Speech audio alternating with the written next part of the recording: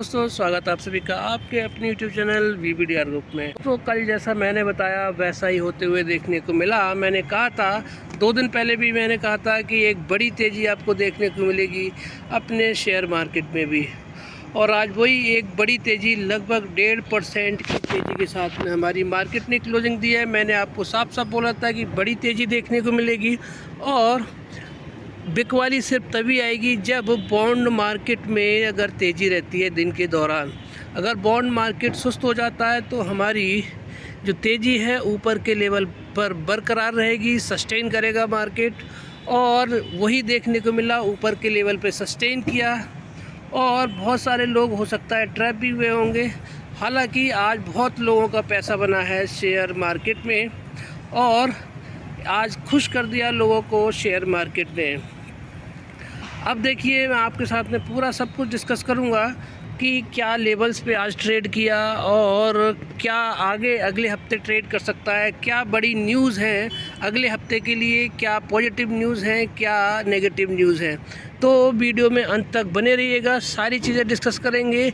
ये एक वीडियो सिर्फ अकेली वीडियो आपके लिए अगले पूरे हफ्ते के लिए होमवर्क करके दे देगी। आपको फिर किसी दूसरी वीडियो देखने की ज़रूरत नहीं है। पूरा डिस्कस करेंगे अगले हफ्ते क्या मूड माहौल रहेगा, मार्केट ऊपर जाएगा या नीचे आएगा, ये सब आपको पूरी जानकारी मिलेगी इस वीडियो के ज़रिए।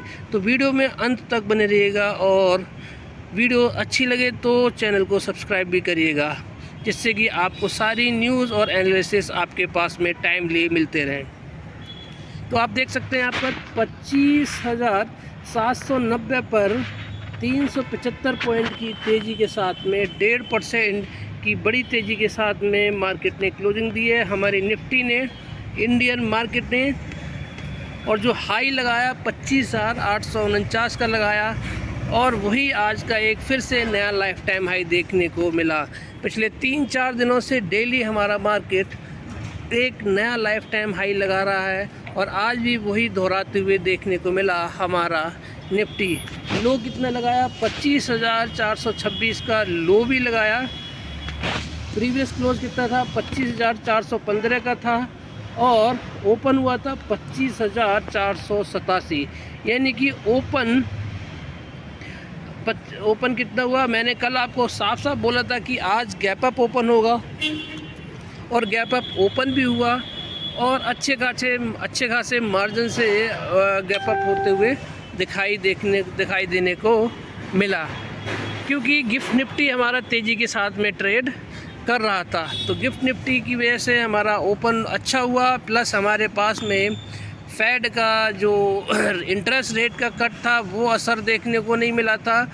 वो आज सब कुछ हमारी मार्केट में देखने को मिला। ग्लोबली अमेरिकन मार्केट का हमारे पास में सपोर्ट था। ये सारे फैक्टर्स रहे जिनकी वजह से हमने आज नया हाई लगाया और एक बड़ी तेज़ी हमें निफ्टी में देखने को मिली। क्षमा कीजिए। और आपके पोर्टफोलियो में भी आपको आज बदलाव देखने को मिले होंगे। आप अभी तक क्या हो रहा था कल तक कि हमारे पोर्टफोलियो की वैल्यू डाउन होती जा रही थी, हालांकि निफ्टी इंडेक्स बढ़ रहा था, लेकिन आज आपके पोर्टफोलियो में भी तेज़ी आती हुई दिखाई दी होगी। तो शुरू करते हैं वीडियो को। आपके साथ में लेवल डिस्कस कर दिए हैं कि 25,426 का लो लगाया, 849 का हाई लगाया और 415 का पिछला क्लोज था, 487 पे ओपन हुआ। अच्छी ऊपर के लेवल पे ही क्लोजिंग दी है, यानी ज़्यादा दूर भी नहीं है वहाँ से। मात्र 59 पॉइंट लो हुआ है, लो पे क्लोजिंग दी है आज के हाई से, ऑल टाइम हाई से। तो अब कल क्या होने वाला है और कल मतलब मंडे को क्या होगा और अगले हफ्ते क्या मूड माहौल रहेगा, वो सारी जानकारी आपको पॉजिटिव न्यूज़ बताऊंगा। किन बेसिस पे ऊपर रह सकता है या किन बेसिस की वजह से मार्केट गिर सकता है, वो सारी बड़ी न्यूज़ मैं आपके साथ में शेयर करूंगा। ज़रूरी है आप सभी का कि वीडियो में अंत तक बने रहें। तो 25,790 पे निफ्टी इंडेक्स ने क्लोजिंग दी है। वहीं पे आज देखेंगे तो विक्स में हल्की फुल्की तेज़ी देखने को मिली है। वहीं पे डाउ जोन्स देखिए सुस्त देखने को मिल रहा है, फ्लैट टू नेगेटिव ट्रेड करने को मिल रहा है, और नैस्डैक में भी आप देखेंगे तो हल्की फुल्की सुस्ती देखने को मिल रही है, फ्लैट टू नेगेटिव देखने को मिल रहा है। तो यहाँ से अगर सेंटिमेंट देखे जाएँ तो मार्केट हमारा अभी मंडे के दिन जो ओपनिंग हो सकती है वो कितनी हो सकती है हम देख सकते हैं। वो यहाँ से पता चलेगा गिफ्ट निफ्टी से। गिफ्ट निफ्टी कितना बोल रहा है? 25,822 बोल रहा है और 25,790 पे हमारी उसने फ्यूचर्स ने क्लोजिंग दी है, हमारे इंडेक्स ने भी यहीं पे क्लोजिंग दी है। तो कितना डिफरेंस हो गया? 22 और 10 32 पॉइंट की यहाँ पर तेज़ी दिखाई दे रही है फ्यूचर्स में, गिफ्ट निफ्टी में, निफ्टी इंडेक्स में। तो निफ्टी इंडेक्स हमारा जो वो खुल सकता है फ्लैट टू हल्का फुल्का पॉजिटिव खुल सकता है मंडे के दिन। तो ये एक तो ये सेंटिमेंट हो गया, लेकिन पूरा डिस्कस करेंगे कि मंडे और अगले हफ्ते को क्या होने वाला है, वो सारी चीज़ें। ये वीडियो बहुत ही ज़्यादा इम्पोर्टेंट होने वाला है, इसीलिए अंत तक ज़रूर देखिएगा इसको, क्योंकि फ्राइडे का वीडियो मेरा जो होता है वो पूरे हफ्ते का व्यू बताता है। तो पूरे हफ्ते में ओपनिंग का मैंने अभी बताया है कि अभी हिसाब से फ्लैट टू हल्की फुल्की पॉजिटिव दिखाई दे सकता है। बाकी फैक्टर्स क्या कह रहे हैं? बाकी फैक्टर्स में अगर आप देखेंगे तो कमोडिटी मार्केट में आप देख लीजिए यहाँ पर क्या हो रहा है कि गोल्ड में तेज़ी है, सिल्वर में भी तेज़ी देखने को मिल रही है, वहीं पे मेटल में गिरावट देखने को मिल रही है। सिल्वर में, कॉपर में देखिए गिरावट देखने को मिल रही है आधे % की। वहीं पे क्रूड ऑयल में प्रेशर देखने को मिल रहा है।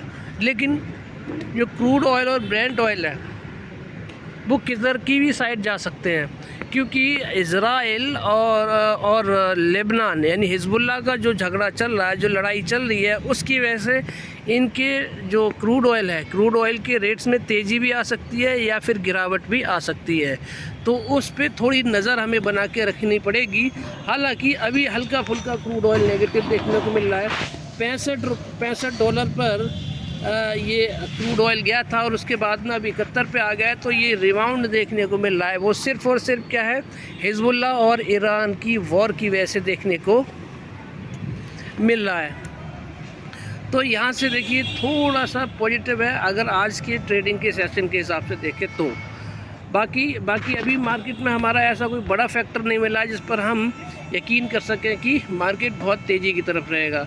तो लेकिन हाँ, तेज़ी का एक सेंटिमेंट हमें देखने को मिल गया है कि देखिए हमारा जो रुपया है बहुत ही तेज़ी से मजबूत होता हुआ दिखाई दे रहा है, क्योंकि डॉलर में गिरावट देखने को मिल रही है। तो आप देख सकते हैं, आपके डॉलर को देख लीजिए, ये डॉलर है और डॉलर में $84 तक ऑल टाइम हाई लगा दिया था, वीक 52 हाई लगाया था और उसके बाद में आधे डॉलर से ज़्यादा की गिरावट यहाँ पर देखने को मिल रही है पिछले एक हफ्ते से लेके अब तक। यानी 84 से अब 83.5 के नीचे भी आ चुका है।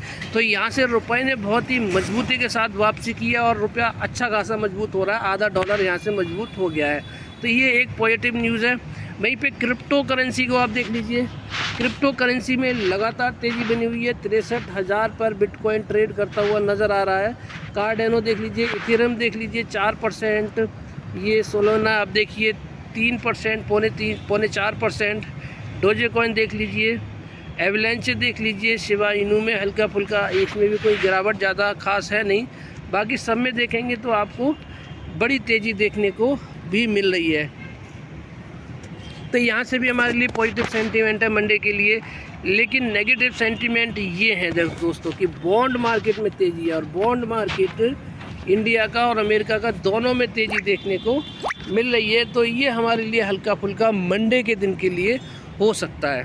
तो ये सेंटीमेंट हमने देख लिए। अब मैं आपके साथ में बाकी के सेंटीमेंट पॉजिटिव क्या हैं वो आपको दिखाता हूँ। इसके बाद 5 स्टॉक्स पर हम डिस्कस करेंगे कि 5 स्टॉक्स का क्या मूड माहौल है और क्या हो सकता है। तो देखिए, सबसे पहले तो ये है आपके लिए नेगेटिव न्यूज़। नेगेटिव न्यूज़ पे बाद में डिस्कस करेंगे। सबसे पहले हम करते हैं पॉजिटिव न्यूज़।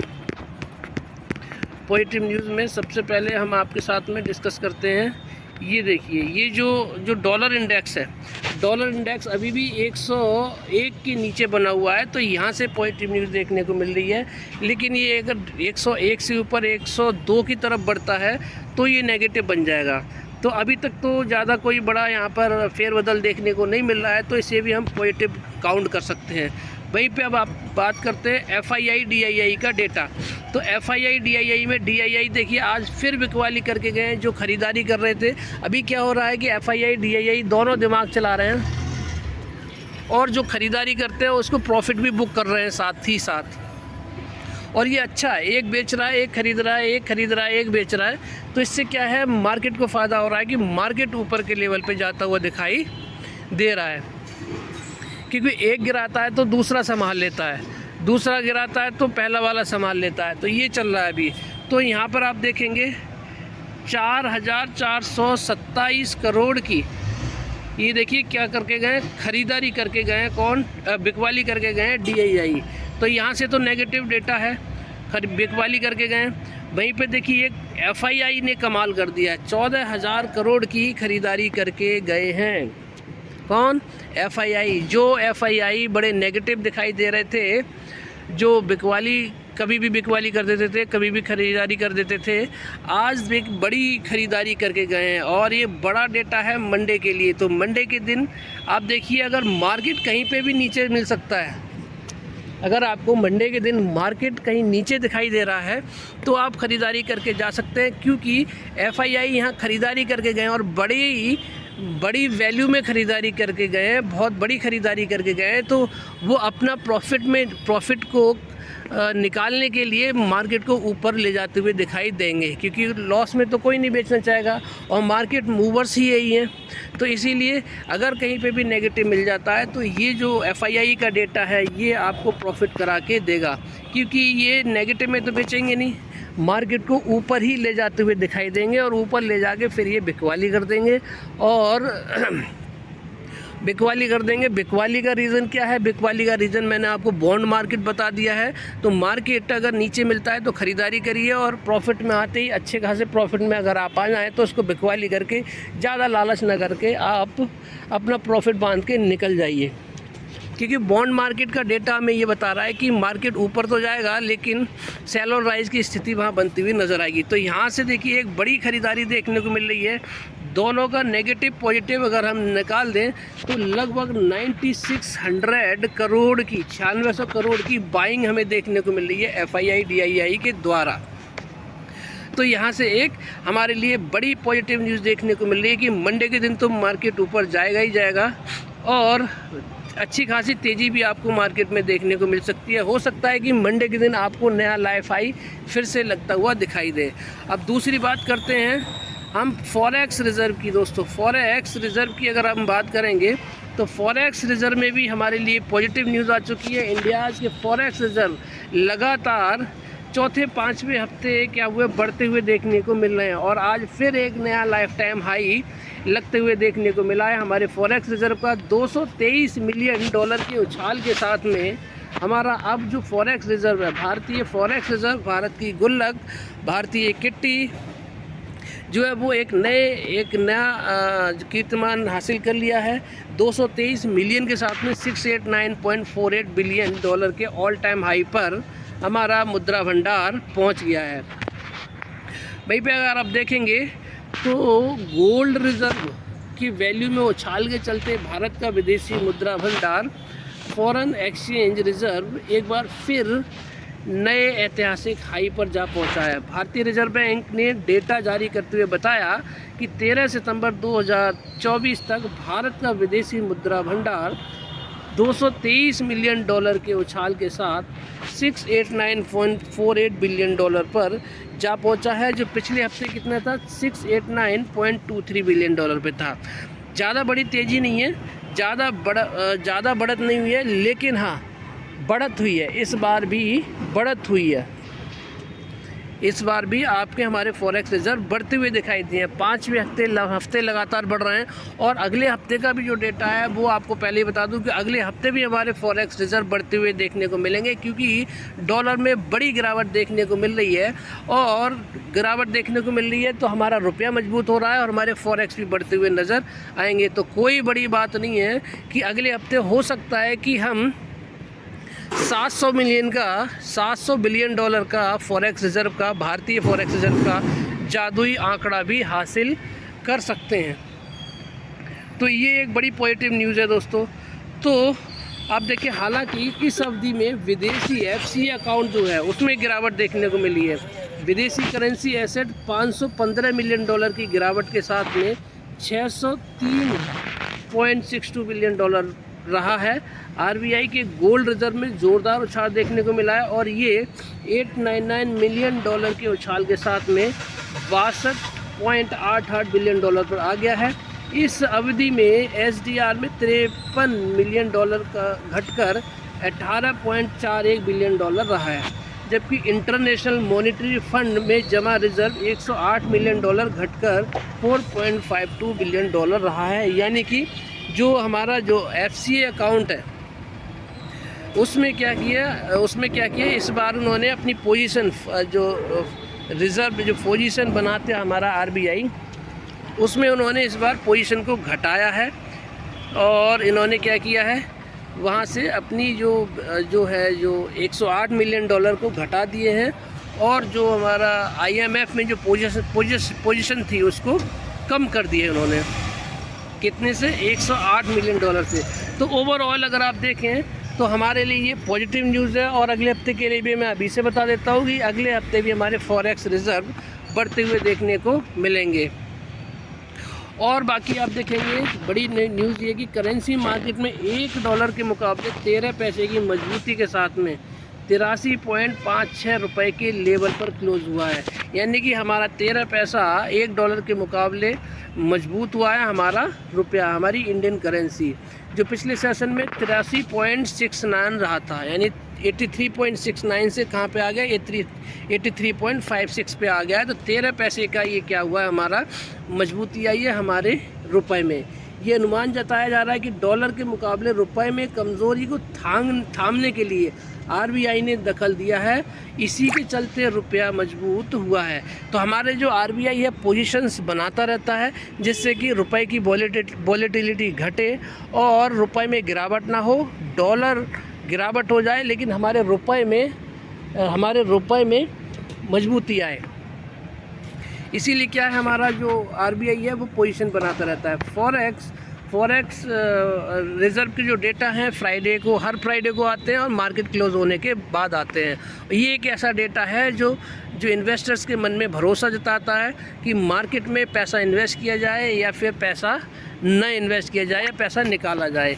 तो यहाँ पर जब हमारे तो हर हफ्ते फॉरेक्स बढ़ रहे हैं, तो इस बार भी फॉरेक्स बढ़े हैं, तो जो विदेशी जो एफआईआई हैं या फिर जो बड़े बड़े इन्वेस्टर्स हैं उनका भरोसा मजबूत होता जा रहा है हर हफ्ते और वो अपना इन्वेस्टमेंट बढ़ाते जा रहे हैं। आपको मैंने पिछले 4 हफ्तों से फॉरेक्स का डेटा बताया था कि जो एफआईआई हैं या फिर जो इन्वेस्टर्स हैं उनका भरोसा बढ़ने से क्या है, इन्वेस्टमेंट आएगा और इन्वेस्टमेंट आने की वजह से ही हमारा मार्केट ऊपर जा रहा है। पिछले हफ्ते फ्राइडे को मैंने बता दिया था कि हमारे मार्केट में तेज़ी आएगी और वही आपको देखने को मिला। एफपीआई ने सितंबर में, सबसे बड़ी खबर देखिए आप कि विदेशी पोर्टफोलियो एफपीआई ने सितंबर महीने में घरेलू इक्विटी मार्केट में 33,300 करोड़ का निवेश किया है। तो इन्वेस्टमेंट क्यों आ रहा है? उनको भरोसा है इंडियन मार्केट पे, इंडियन इकोनॉमी पे। इंडिया की जो इकोनॉमी है वो रोबस्ट है, मजबूत है, इसीलिए उन्होंने क्या किया, खरीदा किया। मार्च में 35,100 करोड़ रुपए के निवेश के बाद दूसरा सबसे ज़्यादा है। तो कितनी बड़ी बात है। यानी कि पैसा कोई तभी लगाता है किसी मार्केट में जब वहाँ पर उनको पोटेंशियल दिखाई देता है, वहाँ की मार्केट मजबूत होती है। तो यहाँ साफ साफ पता चल रहा है कि हमारी मार्केट मजबूत है क्योंकि हमारे इकॉनमी, इन्फ्लेशन, फॉरेक्स रिज़र्व, ये सब क्या है, मजबूत है। हमारी इकॉनमी बहुत ही ज़्यादा स्ट्रॉन्ग है, इसीलिए ये लोग पैसा लगा रहे हैं। भारतीय शेयर बाजार ऑल टाइम हाई पर शुक्रवार 20 सितंबर 2024 के कारोबार सत्र में क्लोज हुआ है। तो इसी के चलते विदेशी मुद्रा भंडार ऑल टाइम हाई के लेवल पर जा पहुंचा है। तो यहाँ से भी हमारे लिए पॉजिटिव न्यूज़ आ चुकी है। तो हमारे लिए ये भी पॉजिटिव न्यूज़ है। कौन कौन सी पॉजिटिव न्यूज़ है मैंने आपको बताई। मैंने आपको एफआईआई का DII का डेटा बताया, एक बड़ी ख़रीदारी करके गए हैं। फॉरेक्स रिज़र्व हमारे बढ़कर आए हैं, डॉलर कंट्रोल में है। और आप देखेंगे तो जो आप देखेंगे हमारा रुपया मजबूत हो रहा है, यानी कि हमारी इंडियन करेंसी में मजबूती आ रही है और डॉलर में गिरावट हो रही है। तो यहाँ से भी हमारे लिए पॉजिटिव न्यूज़ है। क्रिप्टो करेंसी में तेज़ी है, ये भी पॉजिटिव न्यूज़ है। लेकिन ऊपर के लेवल पे थोड़ा सा सावधान रहने की ज़रूरत है। क्यों ज़रूरत है, उसके लिए मैं आपको अब नेगेटिव न्यूज़ बताता हूँ। नेगेटिव न्यूज़ है, आप देखिए हिजबुल्लाह ने जो ईरान और इज़राइल और या फिर कह लीजिए हिजबुल्लाह हमास का जो युद्ध चल रहा है, वो हमारे लिए नेगेटिव न्यूज़ है, क्योंकि वहाँ पर हलचल बहुत बढ़ गई है। अभी हाल फिलहाल में आपने खबर सुनी होगी कि इज़राइल ने वॉकी टॉकी और पेजर में धमाके किए हैं। उसकी वजह से क्या है, जो हिजबुल्लाह चीफ़ है वो उसने धमकी दी है कि वो बदला लेगा, और बदला लेते हुए यहाँ पर देखने को मिल रहा है। हिजबुल्लाह ने इज़राइल पर दागे 140 रॉकेट, पेजर और वॉकी टॉकी धमाकों का लिया बदला। यानी कि ये टेंशन बना हुआ है। ये अगर बड़ी बार हो, यही एक प्रेशर है मार्केट पर कि अगर इनमें बड़ी जंग छिड़ जाती है तो ये नेगेटिव न्यूज़ हो सकती है हल्की फुल्की। तो हालांकि ये भी काफ़ी लंबा हो चुका है, मार्केट इसको फैक्टर इन कर चुका है, लेकिन जब भी युद्ध होता है तो मार्केट पे तो असर पड़ता ही है। तो जो पेजर का बदला लिया उसने क्या किया, 140 रॉकेट दाग दिए हैं। वहीं पर आप देखेंगे इज़राइल भी कहाँ चुप रहने वाला है। इज़राइल को अगर आप देखेंगे तो इज़राइल ने लेबनान में बरपाया कहर। और देखिए ये कितनी देर पहले की बात है, कुछ ही देर पहले की बात है, एक डेढ़ घंटे 2 घंटे पहले की खबर है कि उसने जो ये 1 घंटे पहले की बात है, हिजबुल्लाह ने इज़राइल पर दागे रॉकेट। और उसके तुरंत बाद ये न्यूज़ आई है कि इज़राइल ने लेबनान पर बरपाया कहर, बेरूत हमले में हिजबुल्लाह का टॉप कमांडर ढेर, 59 घायल। यानी कि तुरंत की तुरंत कार्रवाई हो रही है। इज़राइल चुप नहीं बैठता। इज़राइल की जो सिक्योरिटी है बहुत ही ज़बरदस्त है दोस्तों। आप अंदाज़ा लगाइए कि पेजर और वॉकी टॉकी, पेजर का पता, पेजर का कि इज़राइल की टेक्नोलॉजी कितनी आगे निकल चुकी है। पेजर और वॉकी टॉकी में उन्होंने क्या किया, ब्लास्ट करने की क्या है, बहुत सारी मौतें हुई हैं वहाँ पर, बहुत सारी इंजरी हुई हैं। तो ये उसके बाद में पेजर में किया, पहले उनको पता था पेजर के बाद में वॉकी टॉकी यूज़ करेंगे, तो उसका भी उन्होंने एक्शन प्लान तेज़ कर रखा था। तो वॉकी टॉकी में भी धमाके हो गए थे। तो उसके बाद में आप देखिए कि इज़राइल कितना आगे है टेक्नोलॉजी के मामले में। उसके बाद में आज मैंने अभी बताया ये वाली खबर कि हिजबुल्लाह ने इज़राइल पर दागे रॉकेट, उसकी थोड़ी देर बाद ही फिर से उसने अटैक कर दिया किस पर, हिजबुल्लाह पर। उसमें टॉप कमांडर ढेर हो चुका है। व्यस्त समय पर हुए हमले के दौरान लोग अपने काम से निकल रहे थे और छात्र स्कूल से घर जा रहे थे। लेबनान के स्वास्थ्य मंत्रालय ने पीड़ितों की पहचान के बारे में विस्तार से नहीं बताया है। वहीं पे आप देखिए इज़राइल ने लेबनान में एक बार फिर कहर बरपाया है। राजधानी बेरूत में की गई एयर स्ट्राइक में कम से कम 59 लोग घायल हो गए हैं, जबकि 8 लोगों की मौत हो गई है। इस हमले में हिजबुल्लाह का टॉप कमांडर इब्राहिम अकील मारा गया है। वह हिजबुल्लाह की रदवान यूनिट का प्रमुख था। इससे पहले हिजबुल्लाह ने उत्तरी इजराइल पर कई रॉकेट दागे थे, जिसके बाद इजराइल ने ये हमले किए। यानी कि तुरंत कार्रवाई हो रही है दोस्तों। तो ये वाली एक नेगेटिव न्यूज़ है। मार्केट में पैनिक भले ही फैला सकती है, थोड़ा बहुत फैला सकती है, बाकी सारी न्यूज़ हमें पॉजिटिव देखने को मिल रही है। तो अगले हफ्ते भी हमारा मार्केट पॉजिटिव है, हमारा मार्केट अगले हफ्ते भी पॉजिटिव है, लेकिन ऊपर के लेवल पे है। हम ऑल टाइम हाई के आसपास हैं, फिर भी हमें थोड़ा सतर्क रहने की ज़रूरत है, क्योंकि हमारा बॉन्ड मार्केट जो है वो ग्रीन में ट्रेड कर रहा है। अमेरिकी और भारतीय दोनों बॉन्ड मार्केट क्या है, ग्रीन में ट्रेड कर रहे हैं। तो वो ऊपर के लेवल से बिकवाली करवा सकते हैं। लेकिन जो FII DII की जो बाइंग करके गए हैं, बड़ी बाइंग करके गए हैं, उससे ये साफ पता चल रहा है कि मार्केट ऊपर जाएगा और ऊपर के बाद में बिकवाली भी आ सकती है। तो इसीलिए आपको मैं सिर्फ ये बताना चाह रहा हूँ कि अगर मार्केट नीचे कहीं मिले तो आप ख़रीदारी करिए, प्रॉफिट में आते ही, ठीक ठाक प्रॉफिट में आते ही आप तुरंत मार्केट से निकल भी जाइए। आगे कैरी फॉरवर्ड करने की ज़रूरत नहीं है। अब बात करते हैं 5 स्टॉक्स की। 5 स्टॉक जिसका एनालिसिस मैं आपके साथ में हर रोज़ शेयर करता हूँ। तो सबसे पहले हम बात करेंगे किसकी, IRFC शेयर की। तो IRFC कई दिनों से परेशान कर रहा था, सेलिंग आ रही थी। आज लेकिन इसमें तेज़ी आपको देखने को मिल गई है और यहाँ से रिबाउंड किया है, 161 रुपये पे आ चुका है। लगभग 4% की तेज़ी के साथ में आप देख सकते हैं। प्रीवियस क्लोज था 155 रुपये का, लो लगाया 155 रुपये 58 पैसे का, और 163 का हाई भी लगाया। और ये अभी 1-2 दिन हो सकता है कि ये रेजिस्टेंस का काम करता हुआ नज़र आए 164 का पॉइंट। जब 164 को तोड़ेगा तो फिर ये 168 169 पे जाके रेजिस्टेंस बनेगा, और उसके बाद में फिर ये 170 180 के बीच में रेजिस्टेंस बनेगा। और जब 180 के ऊपर ये ट्रेड करना शुरू कर देगा तब आपको बड़ी तेज़ी से स्टॉक में देखने को मिलेगी। स्टॉक में कोई कमी नहीं है, लॉन्ग टर्म में आप बने रहिए, आपको बड़े प्रॉफिट बना के देगा, क्योंकि ये पूरे रेलवे को फंड सप्लाई करता है, इसलिए स्टॉक बहुत ही दमदार है। और मैंने आपको कल देखिए चार्ट में देखिए, चार्ट में मैंने बताया था कि ख़रीदारी के बिल्कुल करीब है, बिल्कुल ख़रीदारी कर सकते हैं, क्योंकि इसका RSI देखिए, RSI कहाँ पे था, लगभग 25-30 के आसपास था। और ये वाला RSI का लेवल जब यहाँ होता है तो स्टॉक में बाइंग आनी निश्चित हो जाती है, और वही आज देखने को मिला। मार्केट का भी साथ था, और मार्केट के साथ साथ इसके RSI ने भी सपोर्ट किया, और एक आपको तेज़ी देखने को मिली। आज एक ग्रीन कैंडल, अच्छी खासी ग्रीन कैंडल देखने को मिल गई है। और इसकी बाद में ये 161 जो 162 का लेवल मैंने ड्रॉ किया है उसके आसपास ये पहुंच चुका है, और जब इसके ऊपर सस्टेन करना शुरू करेगा तब आपको एक बड़ी तेज़ी फिर से स्टॉक में देखने को मिल सकती है। तो इसीलिए मैं बोल रहा हूँ 40-60 वाले फॉर्मूले से मैंने आपको बोला था कि ख़रीदारी करके जाना चाहिए, और लॉन्ग टर्म के नज़रिए से आप पोजीशन बना के बैठ जाइए बड़े प्रॉफिट के लिए। अब बात करते हैं अगले स्टॉक मिश्र धातु निगम लिमिटेड की। एरोस्पेस और डिफेंस का स्टॉक है, और ये स्टॉक बहुत ही ज़्यादा मल्टीबैगर रिटर्न बना के दे चुका है पास्ट में, और आगे भी आपको मल्टीबैगर रिटर्न बनाते हुए देखने को मिलेगा। 395 पे आ गया है, प्रीवियस क्लोज था 382.95, और लो लगाया 383 का, 396 का हाई भी लगाया है दोस्तों। और मैंने आपको बताया कि जो स्ट्रॉन्ग सपोर्ट है 400 रुपये का, तो मैंने आपको बताया था कि 400 रुपये पे ख़रीदारी करिए 40% फ़ंड के साथ में, और जब ये 350 पे जाए तो फिर आप 60% फ़ंड से अपना जो बचा हुआ 60% है उससे आप एवरेज करके बैठ जाइए, बड़े रिटर्न आपको देखने को मिलेंगे इस स्टॉक में।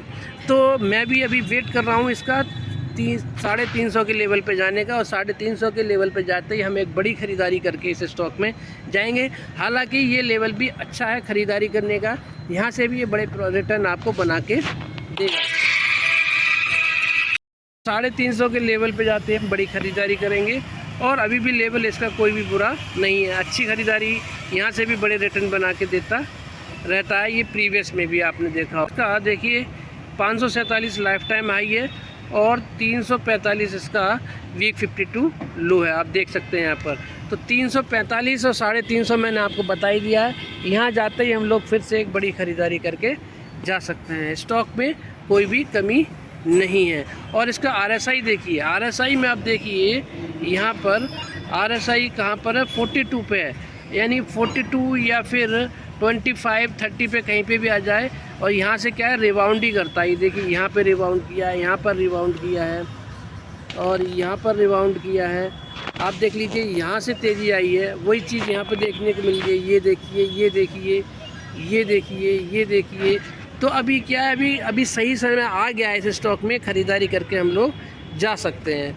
और मेरे ख्याल से ये आपको क्लियर दो चीज़ें, एक तो मैंने आपको बताया कि ये वाला जो लेवल है RSI वाला, और जो आपका मूविंग एवरेज एक्सपोनेंशियल है, वो सब हमें इशारा क्या कर रहे हैं, ये लेवल्स डिसाइड कर रहे हैं कि देखिए इसी लेवल से यहाँ पर तेज़ी आती है, तो वो उस लेवल के आसपास ही है, ख़रीदारी करके जाना चाहिए बड़े रिटर्न के लिए। लेकिन थोड़ा सा नज़रिया बना कर रखिए बड़े रिटर्न के लिए। बात करते हैं टाटा पावर की। टाटा पावर ने 1% की तेज़ी के साथ में आज क्लोजिंग दी है, 4 रुपये की तेज़ी के साथ में, 4.5 रुपये, 444 रुपये के लेवल पे क्लोजिंग दी है। 439 का प्रीवियस क्लोज था, और 439.35 का लो लगाया है। हाई देख लीजिए आप कितना है, 446 का हाई लगाया है। हालांकि आज मार्केट इतना तेज़ गया, लेकिन इसमें कोई तेज़ी देखने को नहीं मिली है। अब इससे साफ पता चल रहा है कि इसमें बड़ी तेज़ी आने वाली है, क्योंकि ये स्टॉक बड़ी तेज़ी में ज़्यादा नहीं भगता है, और जब मार्केट एक्सपेक्ट नहीं करता है तब ये स्टॉक भागता है। हालांकि अब मेरे ख्याल से इसने लो बना लिया है और अभी भी मैं आपको बोलूँगा तो यहाँ से अपने लाइफ टाइम हाई से कितना दूर है, 444 पे अच्छे खासे लेवल पे क्लोजिंग दी है। तो 471 का इसका ऑल टाइम हाई है, वीक 52 हाई है, आप देख सकते हैं। तो यहाँ से कितना दूर बचा है, 21 और 6 27 रुपये दूर है अपने लाइफ टाइम हाई से। चार्ट देख लीजिए, चार्ट में देखिए आप, यहाँ देख लीजिए आप, पूरी तरह से इसी लेवल पे सस्टेन करने की कोशिश कर रहा है और ये जो कंसोलिडेशन चल रहा है और इसके बाद में सीधी तेज़ी, इसमें बड़ी तेज़ी आपको देखने को मिलेगी। तो कंसोलिडेशन जब भी इस स्टॉक में होता है एक बड़ी तेज़ी देखने को मिलती है।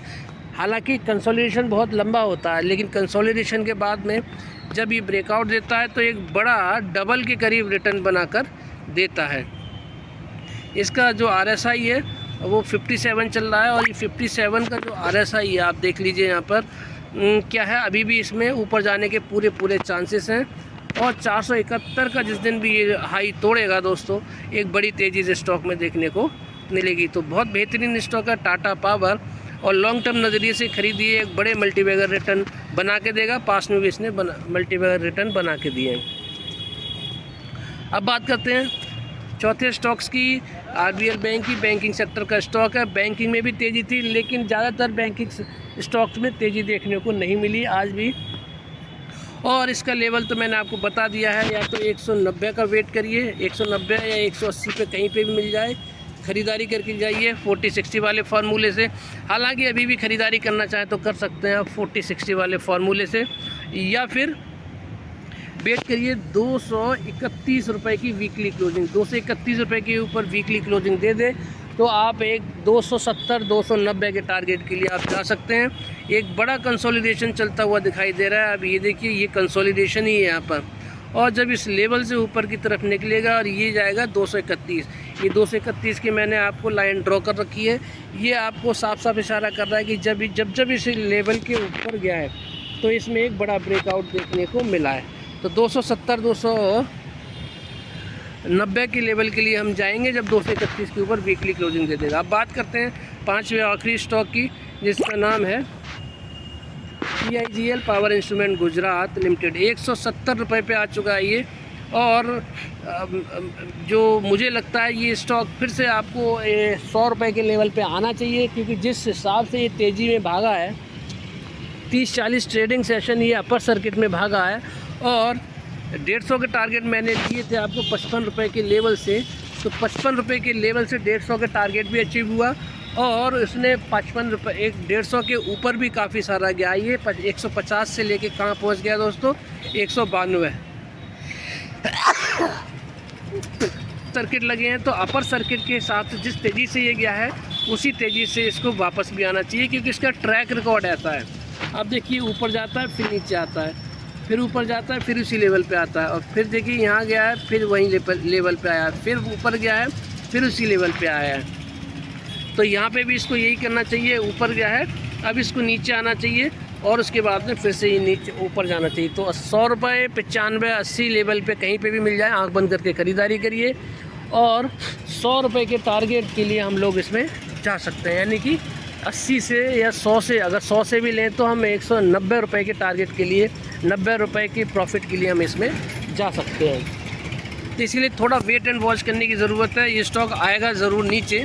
आज मार्केट तेज़ थी, लेकिन फिर भी ये इसमें 2% डाउन रहा।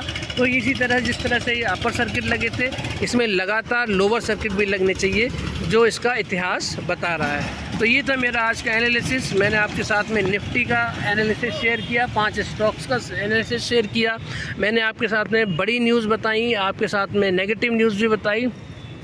अगले हफ्ते का मार्केट पॉजिटिव है, अगर ये ईरान और हिजबुल्लाह का मुद्दा अगर नहीं उछलता है ज़्यादा, तो अगर शांत हो जाएगा तो हम अगले हफ्ते भी मार्केट में पॉजिटिव रहेंगे, बुलिश रहेंगे।